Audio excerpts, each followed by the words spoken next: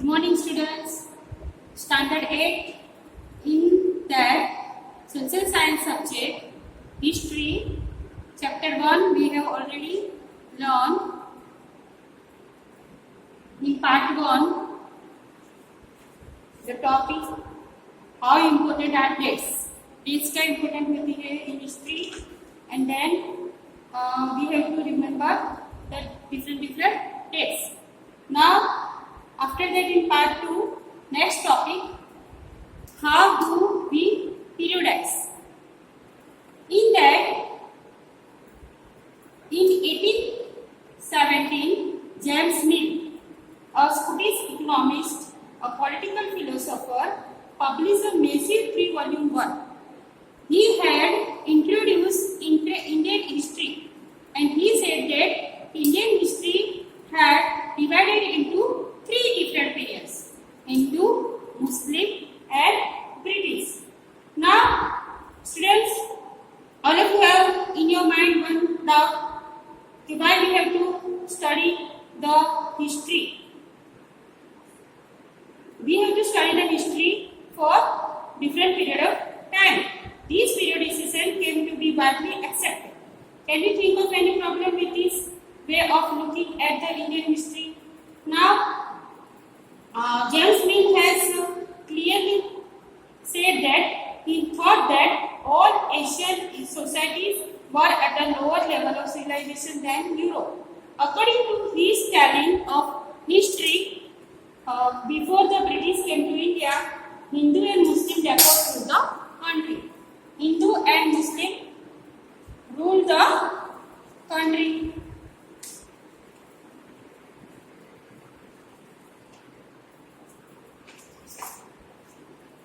Religious tolerance, caste taboos, and superstitious practices dominated social life.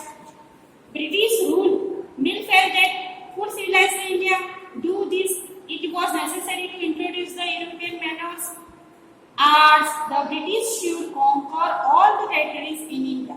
To ensure the enlightenment and happiness of the Indian people, for India was not capable of progress without British help. Now, without the British help, India cannot develop this rule. And in this idea of the history, British rule represented all the forces of progress and civilization. The period before British rule was one of the darkness. In any case, can we refer to period of history as Hindu or Muslim? No. Did not a variety of faith exist simultaneously in this period? We should be characterized an age only through the religion of the rulers of the time. Moving away from the British classification, historians have usually divided Indian history into ancient, medieval, and modern. Ancient,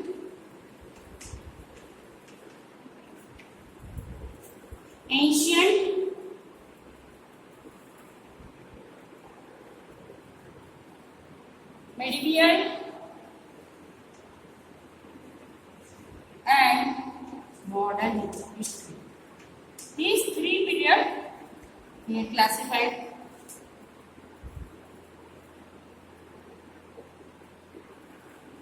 Now we tell, with the growth of all the forces of modernity, science, reason, democracy, liberty, but these features of modern society did not exist. Can we uncritically accept these characteristics of the modern period or describe the period of our study? As you will see in this book, under British rule, people did not have equality, freedom or liberty, nor was the period one of the economic growth and progress. Many historians therefore refer to this period as colonial. Now, new word come to an existence, colonial. Colonial means British rule. What is colonial? Why is colonial?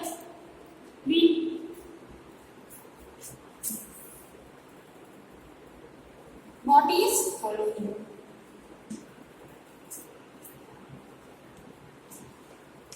What is colonial? Colonial means British rule.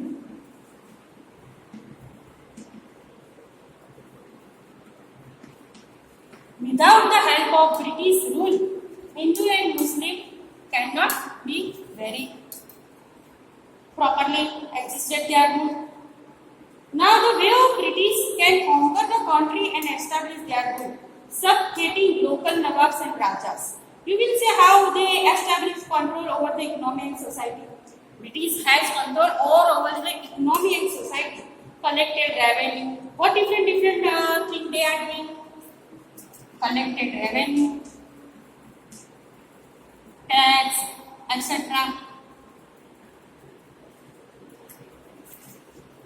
Collected revenue, and to meet all their expenses, bought the goods they wanted at a lower prices, produced crops they needed for export.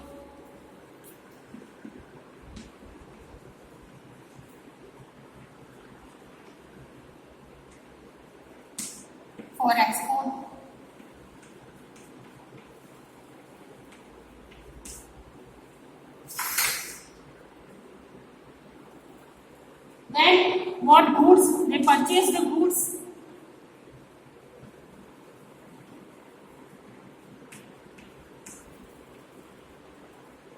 At lower prices.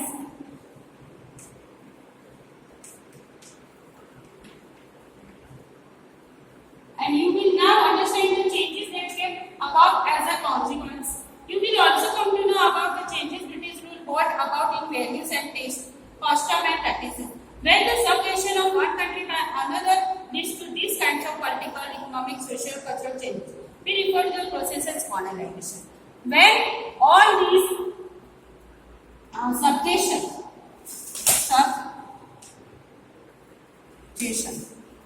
subjugation of one country by another leads to these kind of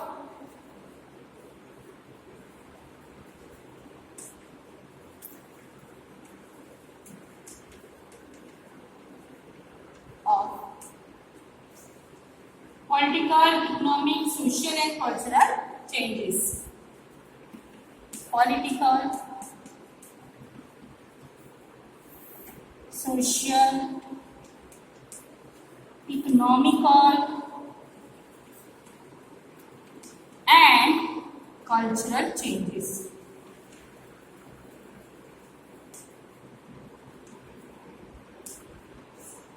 Then we refer to as all this is a process of colonization.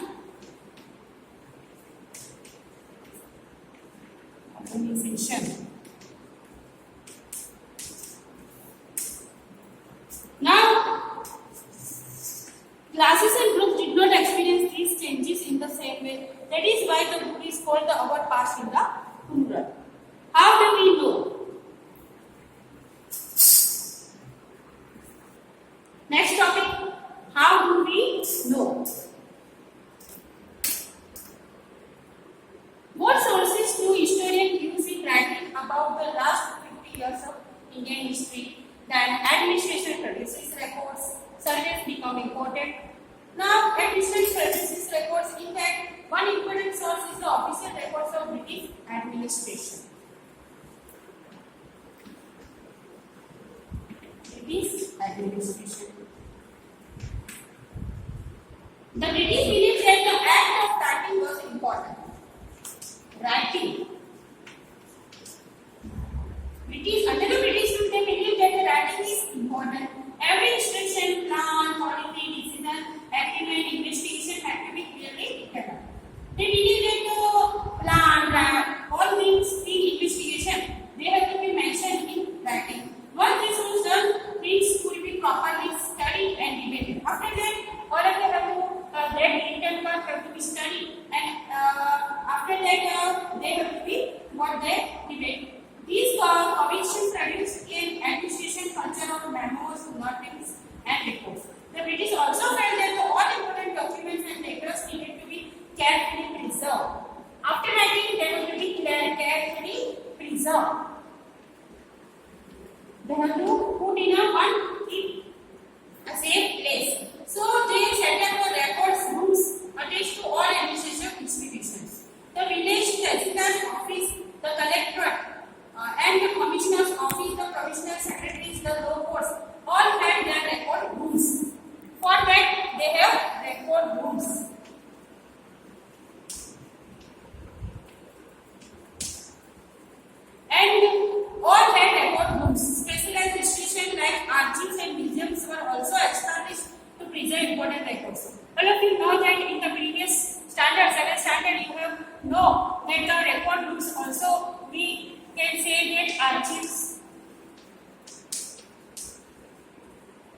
museums.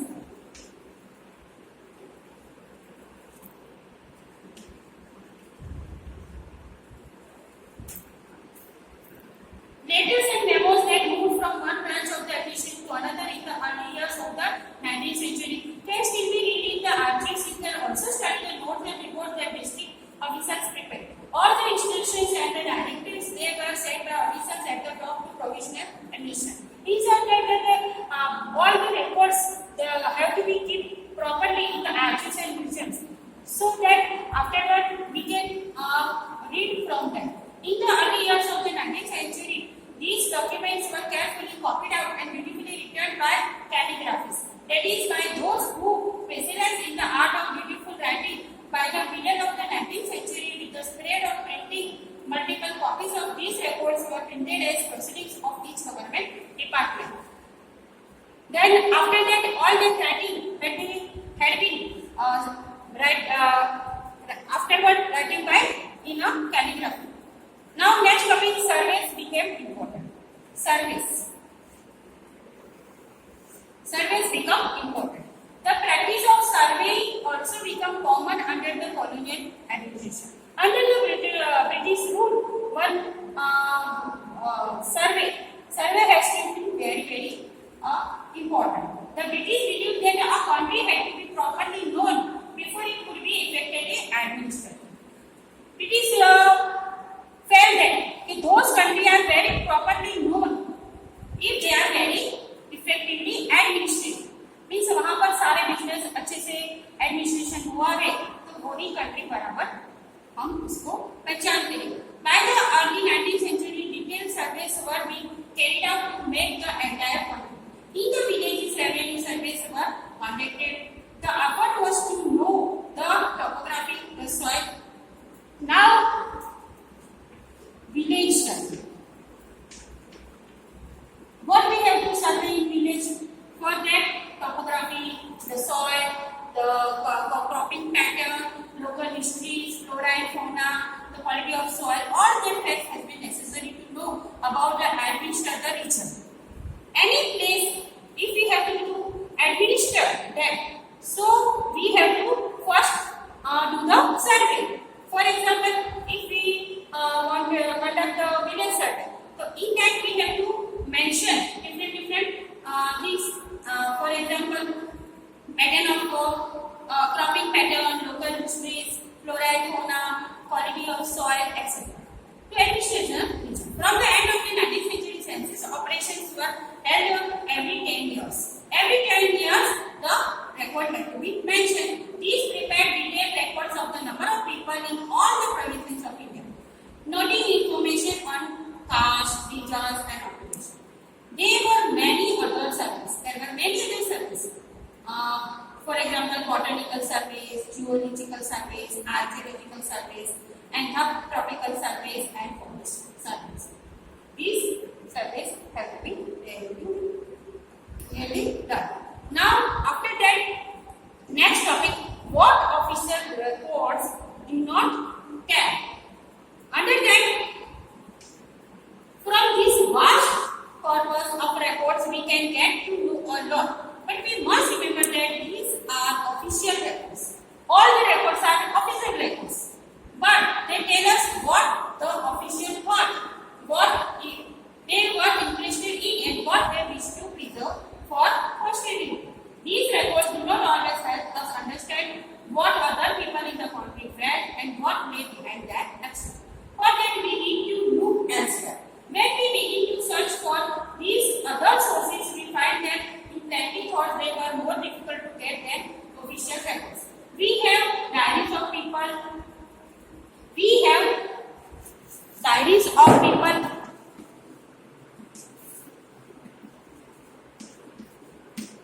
In that, people have to mention that all the things what they have done, accounts of pilgrims.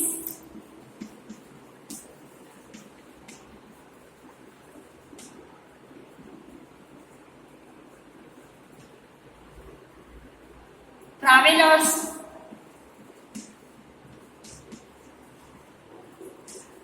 autobiographies of important personalities, and popular booklets.